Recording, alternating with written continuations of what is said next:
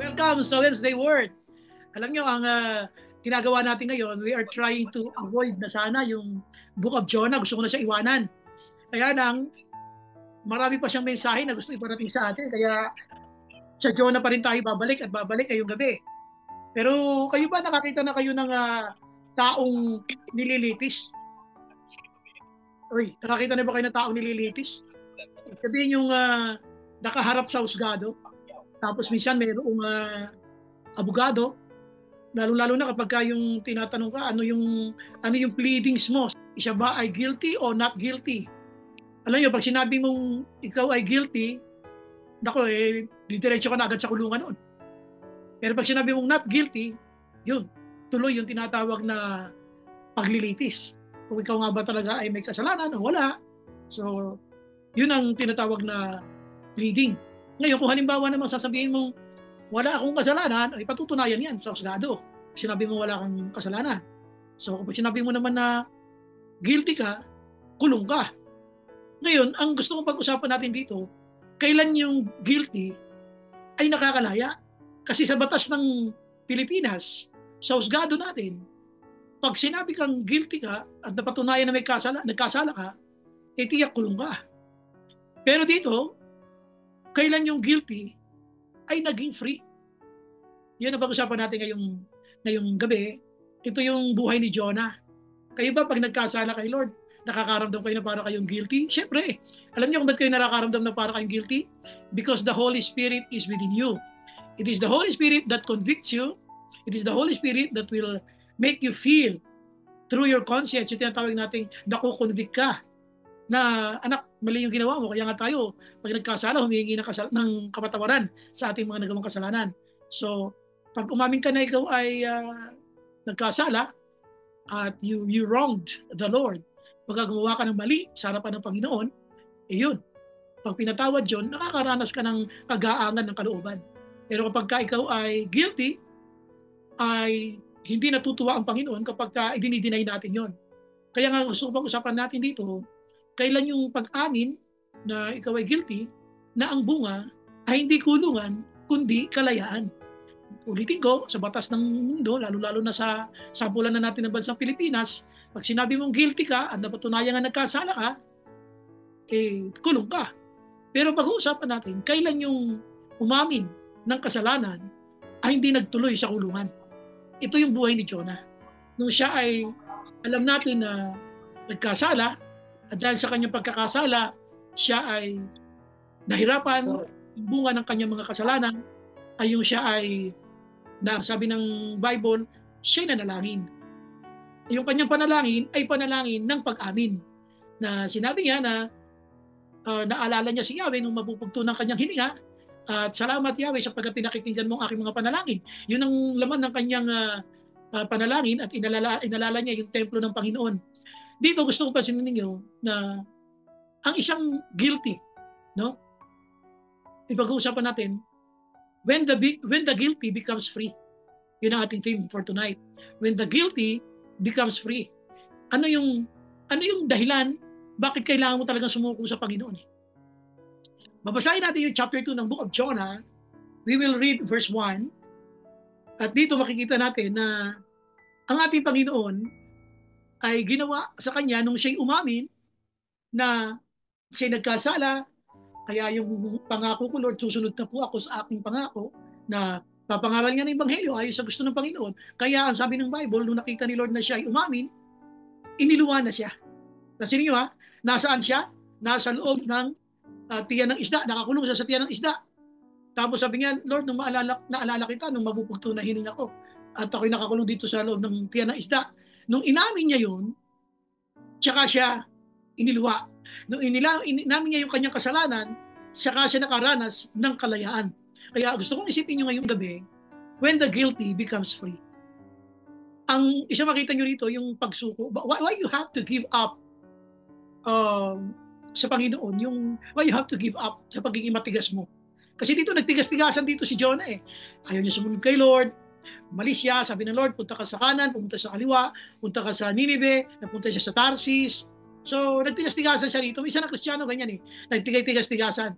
Pagka yung hirap na siya, lalapit-lapit kay Lord. At minsan, hindi lang tayo lalapit-lapit kay Lord, umiiyak pa tayo kay Lord. Kaya dito, katulad ni Jonah, nung nasa tiyan na ng isda, hindi siya makagalaw eh. Pag binasa natin ang sinabi dito ng Bible, siya ay nanalangin, sabi ng Jonah chapter 2 verse 1, he said, "In my distress, I called to the Lord, and He answered me. From deep in the realm of the dead, I called for help, and You listened to my cry." Pansin nyo, yung kanyang panalangin ay pinakinggan ng Panginoon. You hurled me into the depths, into the very heart of the seas, and the currents swirled about me. All your waves and breakers swept over me. I said, I have been banished from your sight, yet I look again toward your holy temple. So ito'y panahon, tigas-tigasan siya, nung hindi na niya kaya, sa loob ng tiyan ng isda, bigla niyang naalala yung church. So dito ako natutuwa eh. Sipin mo, no, bakit ganun, ang Kristiyano, pag kayo nakakaranas ng mga pagpapalo ng Panginoon, bigla niyang naaalala yung church. Kasi nga, alam niyang hindi matino ang kanyang relasyon sa Panginoon at siya ay dapat na naglilingkod, siya ngayon ay tumatalikod. At ang dito, sabi ng Bible, verse 7, when my life was ebbing away, I remembered you, Lord, and my prayer rose to you, to your holy temple. So ano nangyari ngayon? Sabi niya verse 8, those who cling to the worthless idols turn away from God's love for them. Sabi ng 9, but I, with shouts of grateful praise, will sacrifice to you. Yan na, willing na siya ngayon magsakripisyo. What I have vowed, I will make good. Kung ano may papangako ko, Lord, gagawin ko na po, I will make good, tutuparin ko na po. Tapos sabi niya rito, salvation comes from the Lord. So pinayag niya ang kaligtasan ay galing sa Panginoon. At yung fish na yon, sabi rito ng Bible, pag binasa ninyo, the Lord commanded the fish. So nung the Lord commanded the fish, and it vomited Jonah onto dry land. Alam nyo, hindi siya dyan iluluwa ng isda sa tuyong lupa, hindi siya makakawala doon sa tiyan ng isda kung hindi siya umamin ng kanyang pagkakasala. Ito lang ang gusto kong makita nyo, no? Ito lang yung umamin ng pagkakamali na hindi kinulong. Siya yung umamin ng pagkakamali, pero nakalaya. Sa batas natin, ang umaamin ng pagkakamali, ibinababa lang kung minsan ng sentensya, pero ikinukulong pa rin. Dito, umamin ng pagkakamali, pero pinalaya. O di ba? Napakasarap lang talaga ang mga prinsipyo ng Panginoon. Dito, umamin ng pagkakamali, pero hindi nuli. Pinalaya ng Panginoon upang magampanan niya ang iniuutos mismo ng ating Panginoon.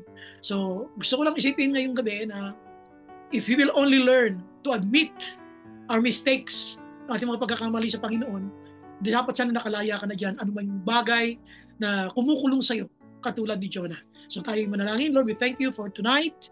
Salamat, Lord, sa iyong pahintulot. Kami ay mag-aral ng mga salita.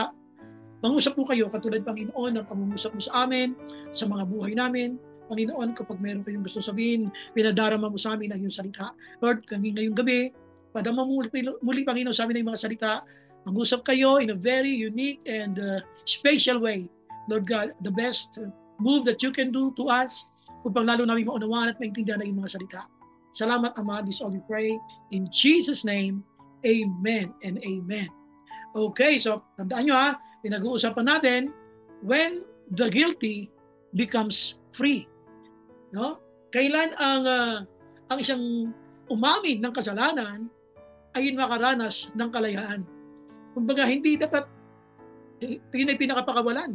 Yun dapat ay inilalagay doon sa kulungan. Dahil ganun ang mga umaamin sa kasalanan eh. May consequence talaga yun eh. At dito, pag umamin ka ng kasalanan mo, hindi naman sinasabi papawalang sala ka ng batas. Papababain lang ang sentensya mo. Papababain lang. Pero meron pa rin yung consequences.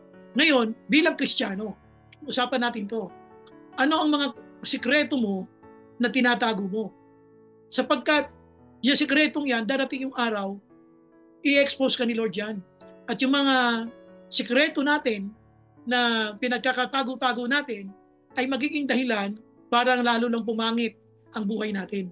Marami mga karanasang hindi natin magugustuhan, katulad ni Jonah, mga karanasang magmula doon sa barko hanggang sa tiyan ng isda. At yun ay napaka-miserabling kalagayan. Kaya kung hindi mo gusto yung kinalalagyan mo ngayon, puntahan natin yung salita ng Diyos kung bakit hindi ka pwedeng magtigas-tigasan. Ulitin ko ha, bakit hindi ka pwedeng magtigas-tigasan, hindi ka pwedeng magtapang-tapangan, hindi ka pwedeng parang siga-sigaan ka na hindi mo susundin si Lord. I'm telling you, you will give up. Baga, susuko ka rin. Hindi ibig ko sabihin. Hindi mo matatagalan yan. Bakit? Puntahan natin ang number 1 main point natin.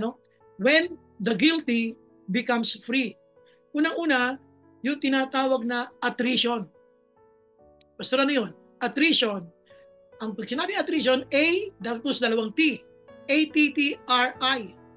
T-I-O-N. Attrition. Ang ibig sabihin na attrition, it's a process, it's a gradual process na objective niya ay papanghinain ka o mawalan ka ng effectiveness. Ang objective ng attrition is it is a gradual process with an objective to make you ineffective. Yun ang layunin ng attrition. Ibig sabihin, ang trabaho niya, papayagan ng Diyos na dumating sa iyo ang mga sunod-sunod na atake na ang layunin ay papanghinain ka. Ang tawag doon, attrition. Yun yung nangyari kay Jonah. It was a direct attack. Tapos yung direct attack na yon ay tuloy-tuloy, consistent direct attack na ang layunin is for you na to make you weak at sabihin natin to lose your effectiveness. Pansinin niyo si Jonas. Pansinin niyo si Jonah. Tuloy-tuloy yung atake sa kanya. Kaya nang hina siya, suko siya. Bandang huli, nagpatapon na lang siya doon sa karagatan. Alam niyo, ang isang Manny Pacquiao bago naging isang sikat. Pinakikinggan ko yung interview kay Canelo Alvarez. Si Canelo Alvarez ay isa rin magaling na boxer. Kaya pala siya ay iniiwasan ni Canelo Alvarez yung pagtapatin sila ni Manny Pacquiao doon sa kanyang pagpapaliwanag. Marami hindi nakakaalam na mentor pala ni Canelo Alvarez si Manny Pacquiao. Napakadami pala niyang natutunan kay Manny Pacquiao. At ang sabi pa niya, yung ilan sa mga pakikipaglaban ko, yung mga techniques doon, ay techniques yon na turo sa akin ni Manny Pacquiao. Sabi niya, anong technique yon? So nagtanong sila. Sabi niya, yung GGG. Ano yung GGG? Yung go, go, go. Ibig sabihin, ng go, go, go, pag daw sumuntok si Manny sa kanan, sa bodega, dun sa tagiliran ng kalaban, may kasunod agad na kaliwa sa kabilang tagiliran naman. Tapos, itutuloy niya yun sa muka, sa panga ng kalaban. GGG, go, go, go. Isa sa kanan, isa sa kaliwa, at isa sa panga. Actually, nakita ko yan nung maglaban sila ni Keith Thurman. So, hindi nga niya na-knockout, pero napabagsak niya yung ginamit nga yung technique na yan na GGG. Bakit ko ito ikinukwento? Yun ang tinatawag na direct attack. So, sabihin yung tuloy-tuloy, GGG, tatlong tama. Ngayon, pag-usapan natin ang buhay ng Kristiyano. Alam nyo kapag yung nagbubuhay tayo sa kasalanan, nagkaroon ka na ng pagpapasya, nagkaroon ka na ng kapasyahan na ang utos ng Panginoon na hindi mo susundin. Alam mo mararanasan mo, katulad na naranas ni Jonas, yung attrition, yung papanghihinain ka talaga. Nung siya'y sumakay sa barko, malakas pa siya eh. Pero unti-unti siyang nanghina. Bakit? Malakas ang unos, malakas ang bagyo, tapos siya yung sinisisi ng mga tripulante, hanggang sa nung nanghihina na siya. Sige, pabi niya, para kayo madamay sa akin, itcha nyo na lang ako sa dagat. Pag itcha siya sa dagat, nilulun siya ng isda, at siya ay nakulong sa loob ng tiyan ng isda. Ano ang aking gustong sabihin? Tuloy-tuloy. Hanggang sa dumating yung 3 days and 3 nights, hindi na siya makahinga. It's an attrition. Pararanasin ka ng Panginoon ng point na halos hindi ka na makahinga. At yung hindi na siya makahinga at nahihina na siya, umamin siya sa Panginoon. Sabi niya, Lord, nang mapupugto ng aking hininga, naalala kita, Yahweh. Gusto mo ba yun? Yung makaranas ka ng halos sunod-sunod na hirap? Sunod-sunod na mga sa salitang kanto ay kamalasan? Gusto mo ba yung sunod-sunod na problema mabibigat bago ka sumunod sa Panginoon? Tingnan nyo nangyari kay Jonas, nang hina siya, nanlata siya. At tapos sabi nito ng Bible, siya ay iniluwa ng isda doon sa dry land, sa tuyong lupa. Bakit hindi siya iniluwa sa kalagitnaan ng karagatan? Kasi hindi na niya kakayanin lumangoy, kahit magaling siyang lumangoy, sapagkat nanghihina na siya rito. Alam nyo, ang pagsuway sa Panginoon, nakakapanghina. Alam nyo, pagka ikaw ay sumusuway sa gusto ng Diyos, makakangiti ka, pero manghihina ka. Hindi ka makakapagpatuloy ng paglilingkod ng matino sa Panginoon kapag ang ginugusto mong gawin ay ang kagustuhan ng sarili mo. Tandaan nyo, may utos ang Panginoon. Si Lord ay gagawa ng mga pamamaraan hanggang sa manlambot ka, hanggang sa manghina ka, hanggang sa, okay Lord, you win. Talo ko sa aking pagmamatigas, sa aking pagmamalaki, sa aking pagtalikod, susunod na po ako. That is attrition. Now, observe your life. Ano yung mga attrition na pinapayagan ng Diyos na mangyari sa buhay mo na ang epekto ngayon dahil sa hindi ka sumusunod sa Kanya ay nanghihina ka. Hindi ka lang nanghihina, ikaw ay patong-patong na problema ang dadating sa'yo. Sabi ko nga, pati yung pera mo na pinagkakatago-tago mo, mauubos pa dahil sumusuway ka. Yung pinakaka-save mo, mawawala pa yan dahil sumusuway ka. So, tandaan nyo to ha, yung attrition, tuloy-tuloy yun. Tuloy-tuloy. Magmula nung sumakay siya sa barko hanggang doon sa tiyan ng isda. Anong nangyari? Lord, mapupugto na hining ako. See? Nangihina na siya. Magmula isang malakas na katawan ni Jonas na ginamit yung lakas niya sa pagsuway, unti-unti na siyang nanamlay. Ang kanyang katawan at ang kanyang kautusan na dala-dala sana ay hindi niya pinakinggan. Bagkus ang sarili niya ang kanyang sinunod. Kaya isipin niyo mabuti, ang pagsuway sa Panginoon ay nakakapanlata. Ang pagsuway sa Panginoon ay nagbibigay ito sa ating katawan ng hindi magandang pakiramdam. At hindi mo magugustuhan ang iyong mga mararanasan. Sunod-sunod na problema. Kaya nga ang unang tanong, kumusta ba ako? Bakit sunod-sunod na ito? Baka meron din tayong pagsuway. Kaya tingnan natin yung ating mga ginagawa araw-araw.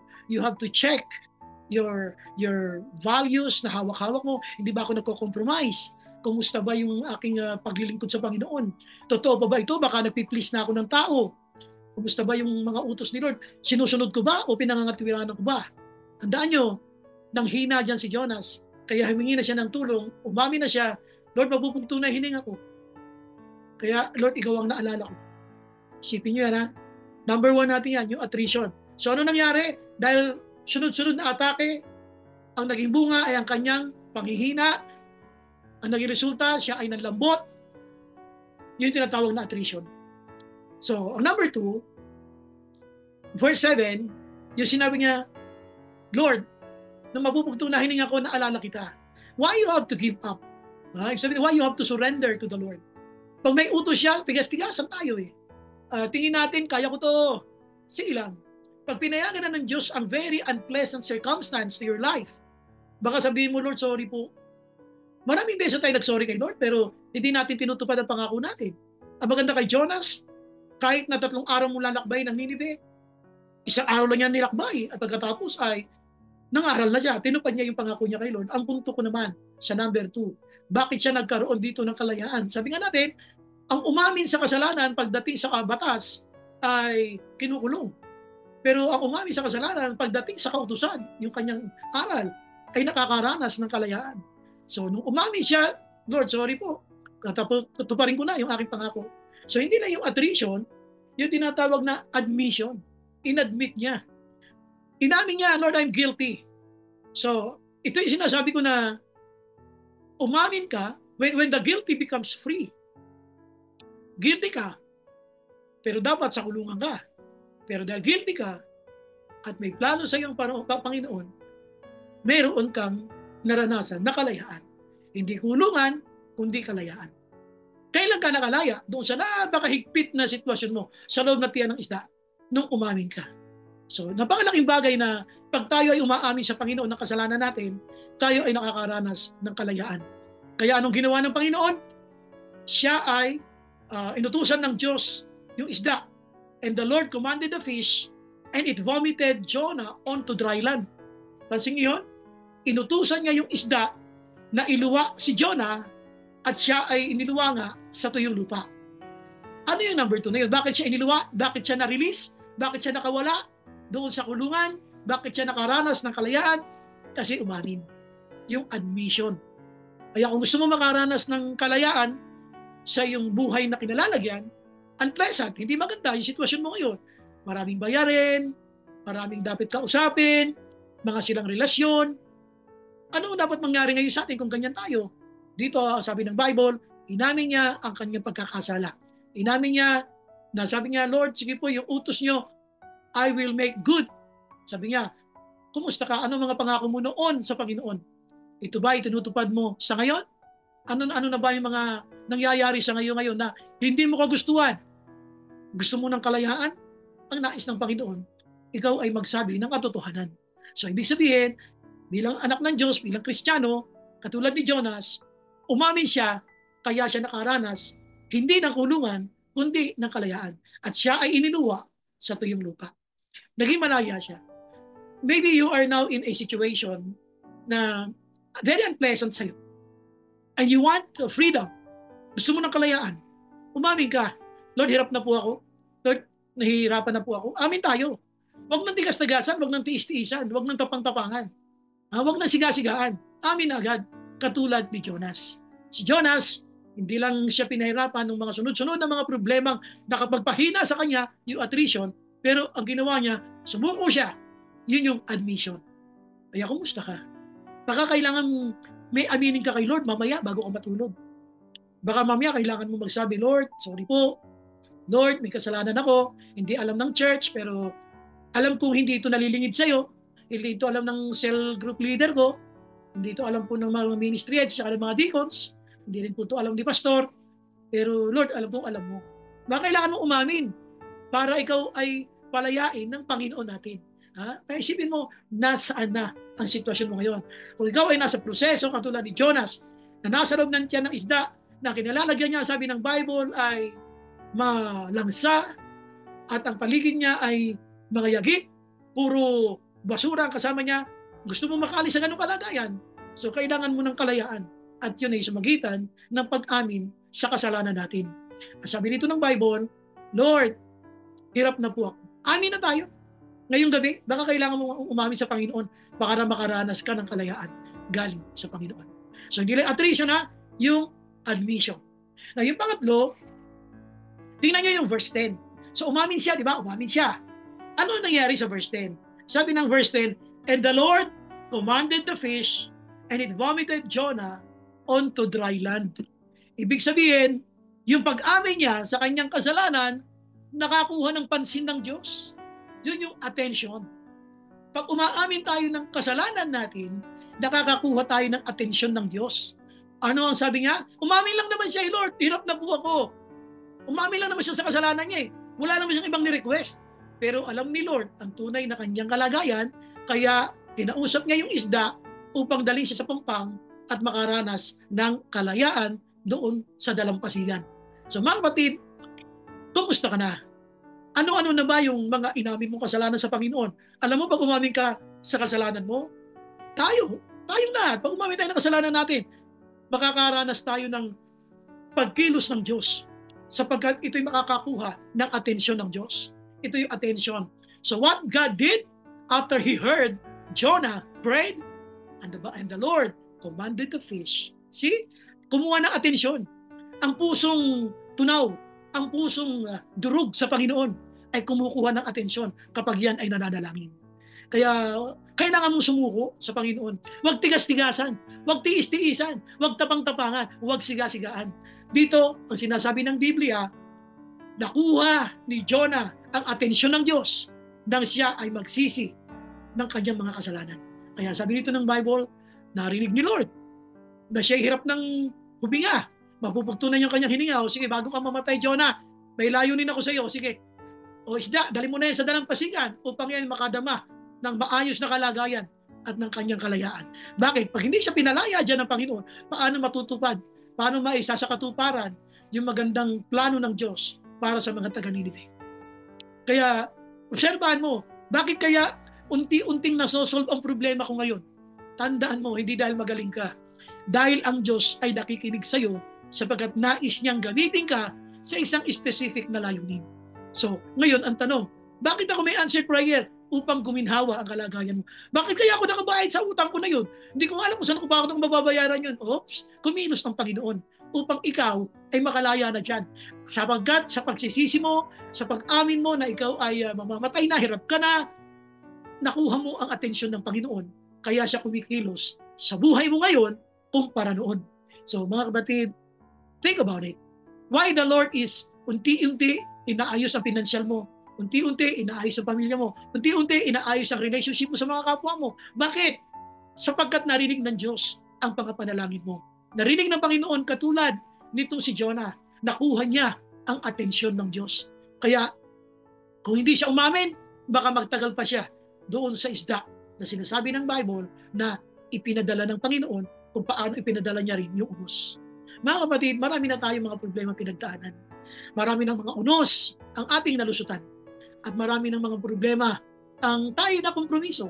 Pero makikita mong hindi tayo pinabayaan ng Diyos mismo na ating pinaglilingkuran. Bakit kaya niya ito inaayos? Bakit kaya niya sinasagot yung mga panalangin ko? Kasi nakuha mo atensyon ng Diyos nung umamin ka ng kasalanan. Kung hindi ka umamin, baka magtagal ka pa sa tiyan ng malaking isda. Mananatiling miserable ang buhay mo, mananatiling pangit ang kalagayan mo, pero nung makita ng Diyos na umamin ka, ang Panginoon mismo na nagpadala at nagpalulun sa iyo sa isda, ay siya ring Diyos ang nagsabi sa isda na palayain ka at dalhin ka sa dalampasigan upang dalhin ka sa isang safe place. Maybe you're now in a safe place, but I want you to remember this. Bakit ka kaya pinapayagan ng Diyos na mas maganda ang buhay mo ngayon kaysa noon? Sapagkat narinig ng Diyos ang iyong panalangin at ngayon nakita niya na handa ka ng gamitin. So pwede ka nang gamitin ng Panginoon. So ngayon, babalikan natin yung ating umpisa. When the guilty becomes free. Number 1, because of the attrition. Number 2, because of the admission. And number 3, because of attention. Nakuha ng Diyos, nakuha mo ang attention ng Diyos na umamin ka ng kasalanan. So ngayon, yung kalayaan na yan na binigay ng Panginoon kay Jonah, pansinin ninyo, hindi niya ginamit sa mali. Nung makakaranas siya ng kapatawaran, ang panibagong lakas na binigay niya ay ginamit niya sa pagtupad ng kanyang kalooban. Ang kalooban niya ay ang Ninive ay kanyang pangaralan. At tinupad niya yun.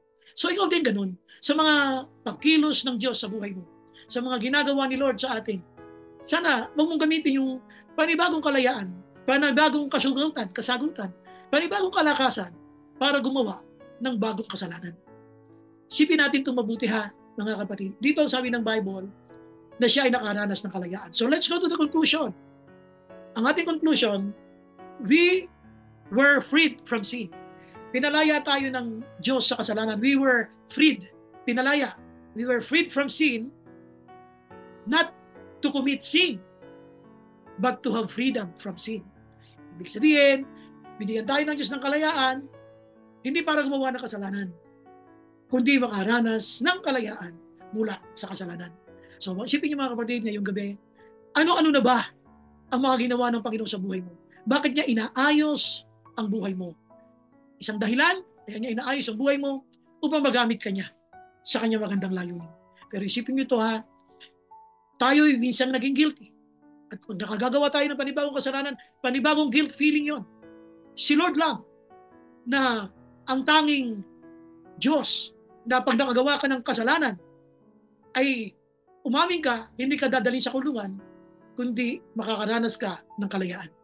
So si Lord lang ang hindi ka dadalhin sa kulungan, kundi pararanasan ka ng kalayaan. So magandang gabi sa inyo lahat. Welcome sa ating Wednesday.